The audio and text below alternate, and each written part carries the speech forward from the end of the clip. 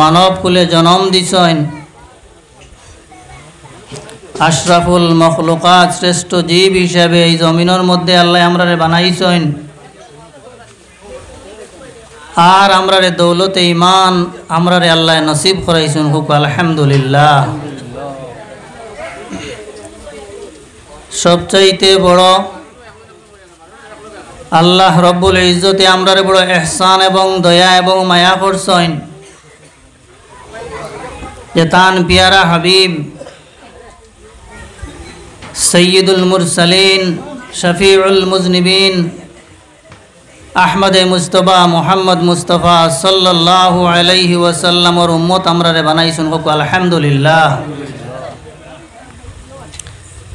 যে নবীর উম্মত ওয়ার লাগিন আম্বিয়ায়ে কেরাম হলে খাইশ করছেন, আয় আল্লাহ আমরারে নবী না বানাইয়া আখেরি জমানার নবীর যদি উম্মত বানাইতে তাহলে আমরা স্বার্থ হইল। রাহমাতুল লিল আলামিন শফিউল মুজনিবিন আহমদে মুজতবা মুহাম্মদ মুস্তফা সাল্লাল্লাহু আলাইহি ওয়াসাল্লাম রে আল্লাহ রব্বুল ইজ্জতে সর্বশেষ এই জমিনের মধ্যে পাঠাইছেন। যতক্ষণ পর্যন্ত আখেরি জমানার নবী সৈয়দুল মুরসালিন শফিউল মুজনিবিন হুজুরে পাক সাল্লাল্লাহু আলাইহি ওয়াসাল্লাম বেহেশতের মধ্যে হামাইতা নাই, অতক্ষণ পর্যন্ত কোনো নবী এবং রসুল গিয়া বেহেশতের মধ্যে হামানি সম্ভব হইত নাই। সুবহানাল্লাহ। সেই নবীর উম্মত আমরা হইছি। আর সেই নবীর ওসিলায়, সেই নবীর তুফাইলে, সেই নবীর বদৌলতে আখেরি জমানার নবীর উম্মত যতক্ষণ পর্যন্ত বেহেশতের মধ্যে হামাইতা নাই, অতক্ষণ পর্যন্ত কোনো নবীর উম্মত বেহেশতের মধ্যে হামানি সম্ভব হইত নাই। সুবহানাল্লাহ। আমরা সেই নবীর উম্মত হইছি। আল্লাহ রব্বুল ইজ্জতে আমরারে বড় দয়া করছেন, মায়া করছেন, সেই নবীর উম্মত আমরারে বানাইছেন। ভাই মুসলমান হল, আল্লাহর হাবিবে ফরমাইন আমার উম্মতে 60 থেকে 70 বছর জিন্দেগি ভাইবা, গড় আয়ু ভাইবা। কতদিন? 60 থেকে 70। কেউ আরো আগে মারা যাইতে পারেন, কেউ পিছিয়ে, খুব কম।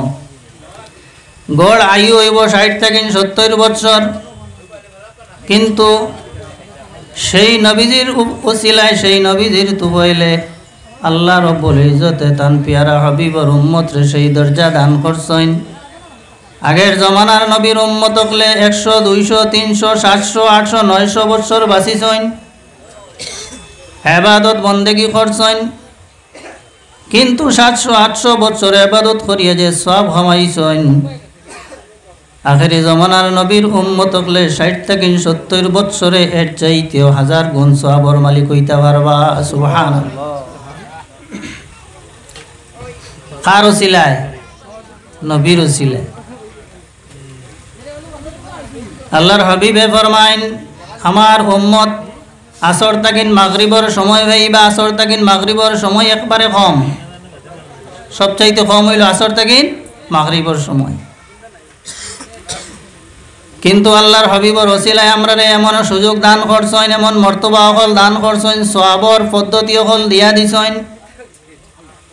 এই সামান্য সময়ে ইবাদত বন্দেগি যদি আল্লাহর হাবিবর তরিকা মতো আমরা করি লইতাম পারি, তাহলে আল্লাহর হাবিবে ফরমাইন অন্যান্য নবীর উম্মত হলে 500-600 বছরের ইবাদত করিয়া যে সওয়াব হাসিল করবা, আমার উম্মতের সামান্য সময় এর চাইতে অনেক গুণ বেশি সওয়াব লইয়া আইবা। সুবহানাল্লাহ। আমরা সেই নবীর ওসিলায় এত পজিশন, এত মর্তবা এবং সওয়াব খামানির সুযোগ পাইছি। এর কারণে ভাই মুসলমান হল, আল্লাহর হাবিব সাল্লাল্লাহু আলাইহি ওয়াসাল্লামে আমরারে বাতাইয়া দিয়া গেছেন যে তরিকা, যে পথ এবং যে মত, সেই তরিকা এবং পথ এবং সেই পথরে যদি আমরা অবলম্বন করতাম পারি।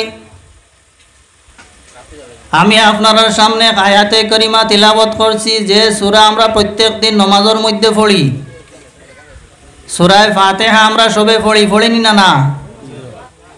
ফরজ নমাজও পড়ি, সুন্নত নমাজও পড়ি, ওয়াজিব নমাজও পড়ি, আপনার নফল নমাজও পড়িনি না?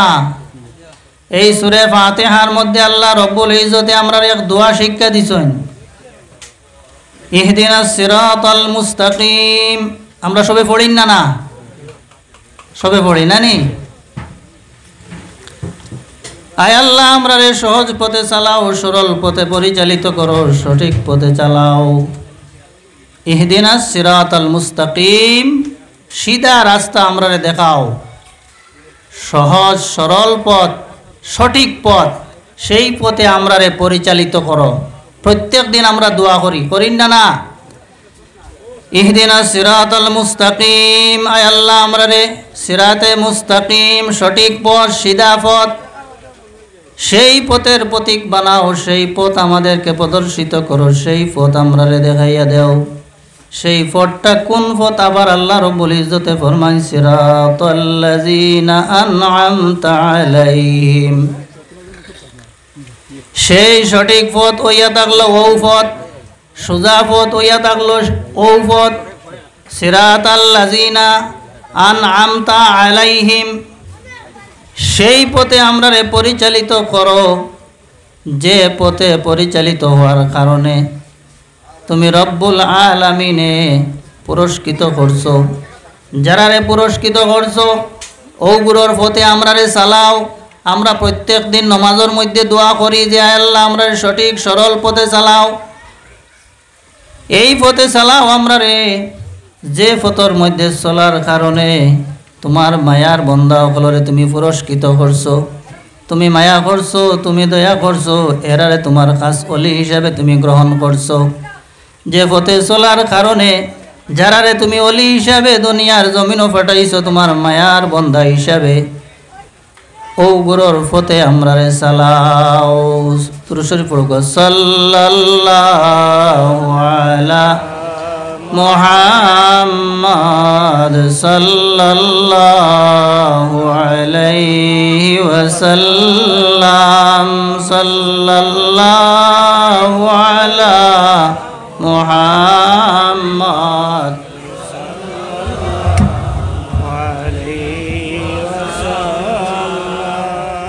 আমরা যে গুরু মায়ার পথ, যে গুরু আপনার সিধা পথে চলছেন, চলার কারণে আল্লাহ পুরস্কৃত করছেন, আল্লাহ মায়া করছেন, ও গুরুর পথে আমরা রে চলতাম। ই পথ কোনটা?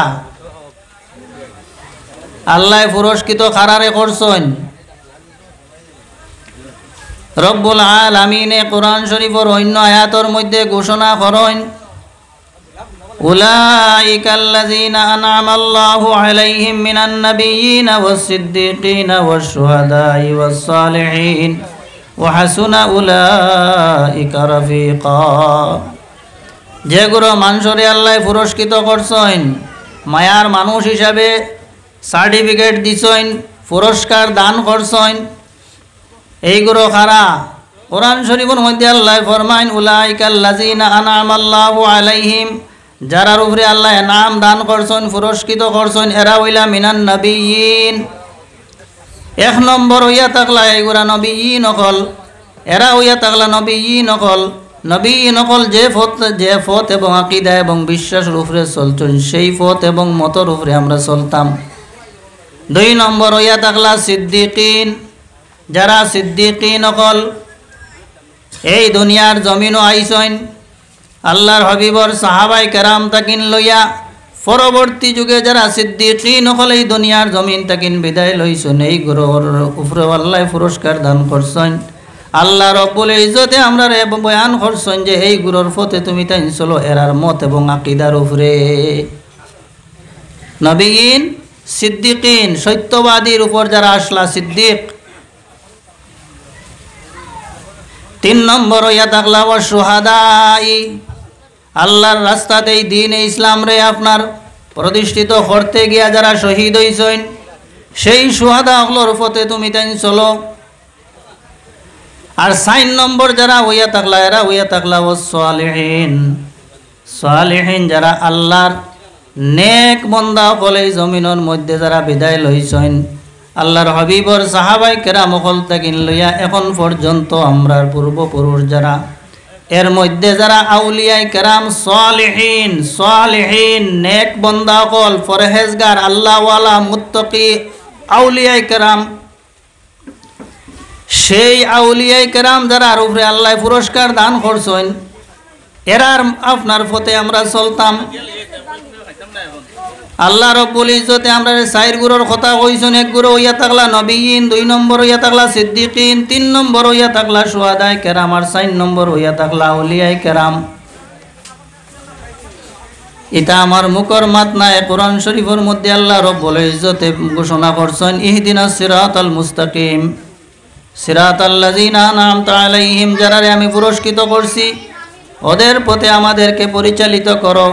এরা খারা নবীন, সিদ্দিকিন, শুহাদা, সালেহীন আউলিয়া কেরাম। হোক সুবহানাল্লাহ। আউলিয়া কেরাম হল যে পথে চলছেন, নবীন, সিদ্দিকিন, শুহাদা যে পথে চলছেন ও পথে চলতাম, এ কথা আমরা রেখে কইয়া দিছইন।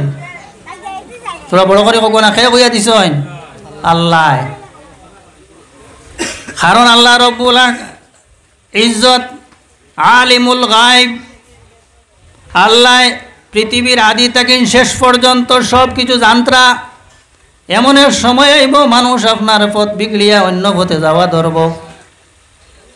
এর কারণে আল্লাহ রব্বুল ইজ্জতে নমাজের মধ্যে প্রত্যেক রাকাতের মধ্যে আমরা পড়াই লইতরা যে সিধা পথে তুমি দেন চলিও। এই পথর ব্যাখ্যা দিছেন নবীন, সিদ্দিকিন, শুহাদা এবং সালেহীন নেককার বন্দা যারা আউলিয়া কেরাম হল, যারা এই দুনিয়ার জমিন আইছেন যে পথে চলছেন তুমি তেন ও পথে চলবাই। আর এই গুরুর লাগিন আল্লাহ রব্বুল ইজ্জতে অন্যান্য আয়াতের মধ্যে ফরমাইছেন আলা ইন্না আউলিয়া আল্লাহি লা খাউফুন আলাইহিম ওয়ালা হুম ইয়াহজানুন।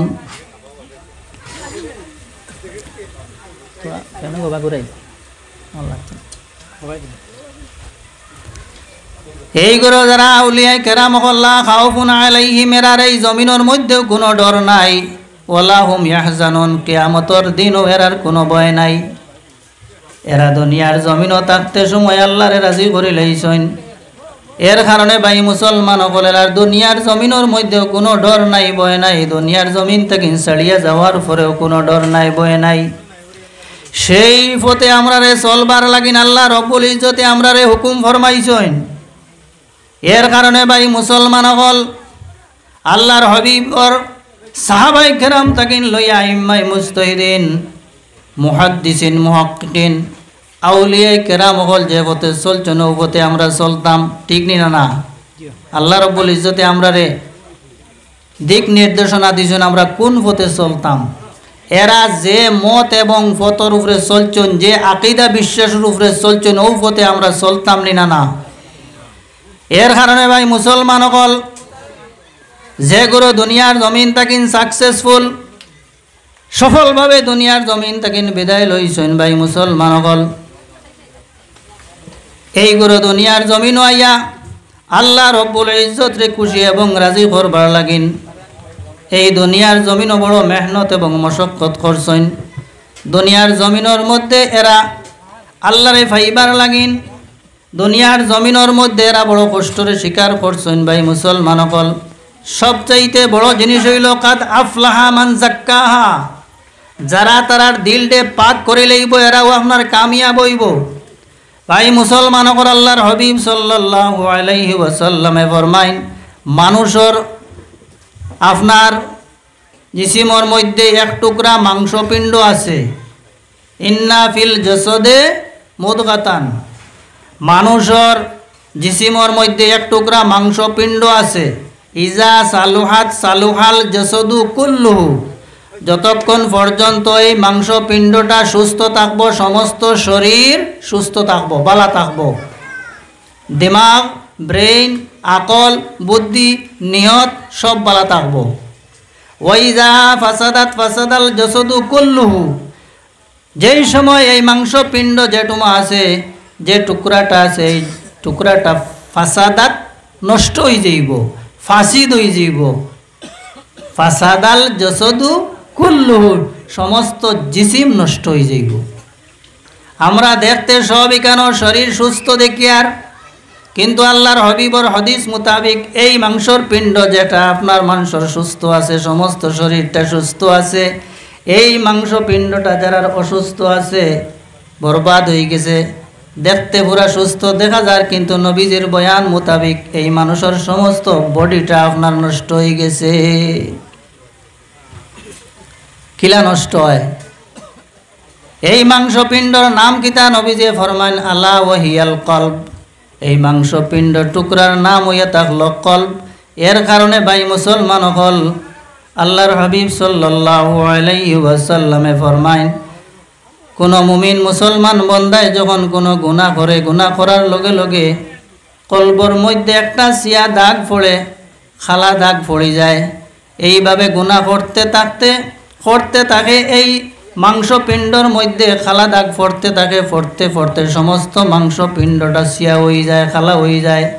এতে বোঝা গেল আমরার জিসিমর মধ্যে যে মাংসপিণ্ড আছে, এই মাংসপিণ্ড যদিও আমরা দেখি আর না, আমরার জ্বর সর্দি ওর না, আমরার অন্য কোনো বড় বেমার ওর না, শারীরিক যত বেমার আছে সমস্ত বেমার আমরা ডাক্তারের কাছে যাইনি না।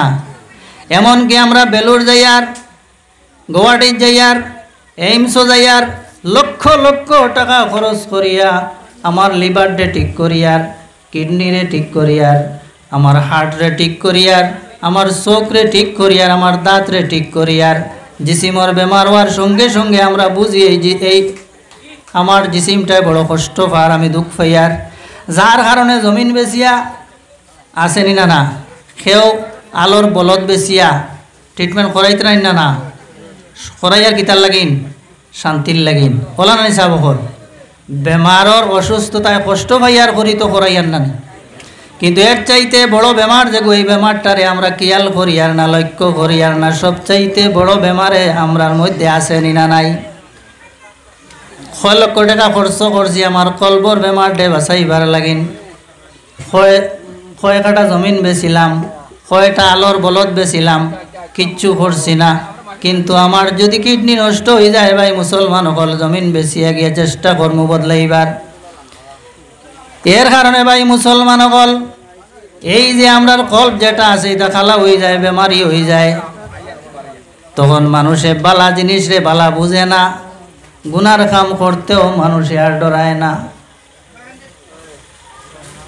বহুত হুঁশিয়ারির জমানা আইছে, মানুষে খারাপ কাজ করতে সময় আল্লাহর ডর তার ভিতরে আয় না। এখানে মানুষে পরর হক কার, কিন্তু মানুষের ভিতরে আল্লাহর ডর আয় না। এখানে মানুষে অন্যর সমালোচনা গিল্লা গিবত করের, জিনা করের, মানুষরে মার্ডার করিলায় বলে, এখানে বলে তার যে টুকরা যেটা আছে এটা ফাসাদাত নষ্ট হয়ে গেছে, যার কারণে তার ব্রেইনও নষ্ট হয়ে গেছে। এই ব্রেইনে আপনার সুস্থ কাম এখন আর করতে চাইতো নাই। এর কারণে ভাই মুসলমান হল, এই কল্পটা যখন মানুষের নষ্ট হয়ে যায়, মানুষের একদিকে ক্ষতি হইয়া থাকলো, হে গুনার কাজর দিকে তার বেশিরভাগ আপনার কিতা থাকবো, মাইল থাকবো। 2 নম্বর হইল নেকির কামও যাইতে সময় তার বড় জবর হইব না, কারণ তার মেইন পার্টস যেটা এটা কিতা হয়ে গেছে, নষ্ট হয়ে গেছে। এর কারণে ভাই মুসলমান হল, এই যে কল্প যেটা এটা নষ্ট হয়ে গেছে আমরা বুঝি আর না। আমরা আটিতে ফিরতে, আপনার বইতে শুইতে, আপনার হাটে মাঠে বাজারও যাইয়ার, সব জায়গার যাইয়ার, দুনিয়ার জিন্দগির মধ্যে আমরা ব্যস্ত হইয়া আছি, কিন্তু আমার মেইন বস্তুর মধ্যে আপনার বেমার হামাই গেছে। এর কারণে ভাই মুসলমান হল, আল্লাহর হাবিবে ফরমাইন, যদি কোনো মানুষে আপনার কিতা করে, হিংসা করে, কিতা করে, হিংসা খালি করে, যদি হিংসা করতে হইলে খেররে হাত দি মারা লাগে না, লাগেনি, লাঠি দিয়ে মারা লাগেনি, বন্দুক দিয়া মারা লাগেনি, কিচ্ছু করা লাগতো না। তার দিলর মধ্যে যখন হিংসা পয়দা হয়ে যাইব, কেউ দেখতো না।